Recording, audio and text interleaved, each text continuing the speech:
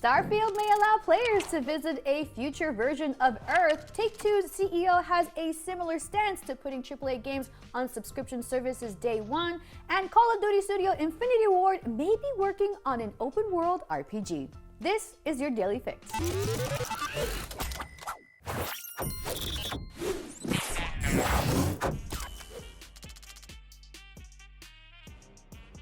The Xbox and Bethesda Game Showcase revealed gameplay footage of Starfield, and fans are speculating it will allow players to visit Earth in the 24th century. As spotted by Reddit user Void404 and 18L, screenshots of gameplay show the player walking on what appears to be Mars, as a NASA Opportunity rover look-alike is seemingly buried in the sand. Opportunity landed on Mars in 2003 and is considered one of NASA's most successful missions. The rover spent 14 years exploring the red planet before a dust storm wiped it out in 2018. Where on Mars Opportunity wound up is unknown, but it seems players may be able to rediscover it in Starfield.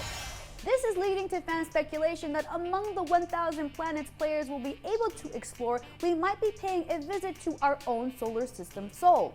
While Bethesda's Todd Howard explained that each player will be able to land anywhere and explore each planet, many are skeptical that Bethesda can deliver on the hype. Plenty of comparisons have been drawn between Starfield and No Man's Sky for obvious reasons. Starfield's promise of 1,000 planets might sound overly ambitious. No Man's Sky had billions thanks to its use of procedural generation. One concern with the scale of Starfield's universe is whether Bethesda can make all of those planets actually interesting to visit. Starfield gameplay revealed space dogfight and ground combat, an immense amount of customization, and the amount of lore we've come to expect from Bethesda. But considering how ambitious the project is, it's not surprising that it's been met with some skepticism. In other news, Take-Two CEO agrees with PlayStation's stance on releasing AAA games via subscription services on day one launch dates. He doesn't think it's a good idea.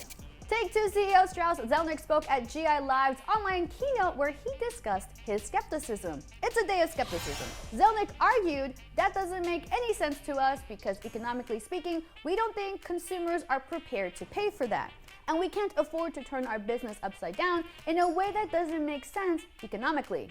There always has to be an intersection between what the consumer wants and what the publisher is able to do. And it doesn't make sense to do that for our properties. That's our opinion, and I think Sony agrees with us because it said so. Zelnick continued, noting the catalog service makes more economic sense for games that have been on the market or that have had prices drop. Zelnick also believes subscription services don't appeal to all gamers.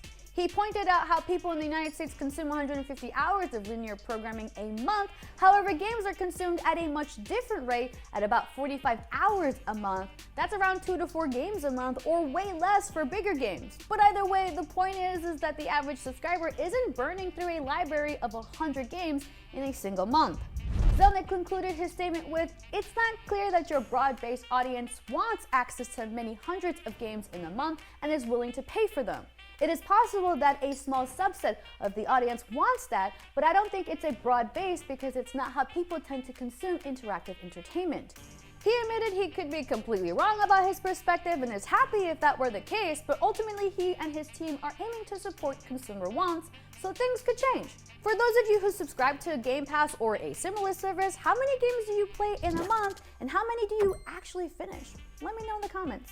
Finally, word on the street is Call of Duty developer Infinity Ward is working on an open-world RPG. According to a job description screenshotted by Charlie Intel on Twitter, the position advertised a narrative director whose role would include providing, quote, the best narrative and cinematic experience in an open-world RPG. The tweet is clearly for an unannounced AAA project with a non-linear narrative set in an open world. The unconfirmed project appears to be in a very early stage, as the advertised position would, quote, set the overall vision and direction of the game. Infinity Ward is currently advertising 15 other positions at its Kraków studio. However, none of them mention the open world game and include vague descriptions of the role.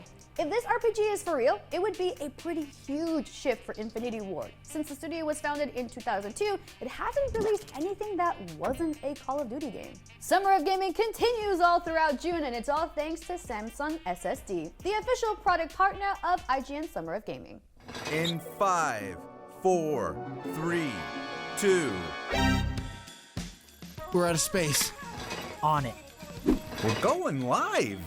Unleash the power of the Samsung 980 Pro PCIe 4.0 NVMe SSD for next-level computing and double the data transfer rate of PCIe 3.0.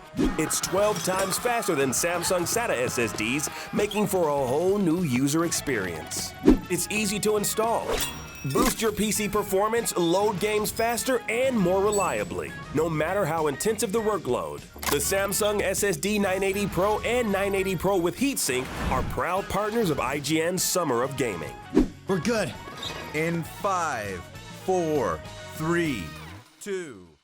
And that is your Daily Fix for today, June 13th. If you haven't checked it out already, we have an article up on the legendary Wu-Tang Clan contributions to the TMNT Shredder's Revenge soundtrack. Definitely worth a listen. Follow the Daily Fix on Snapchat, download IGN on all the apps, and for everything else, just stick to IGN. I'm Narz, and remember to always stay fabulous.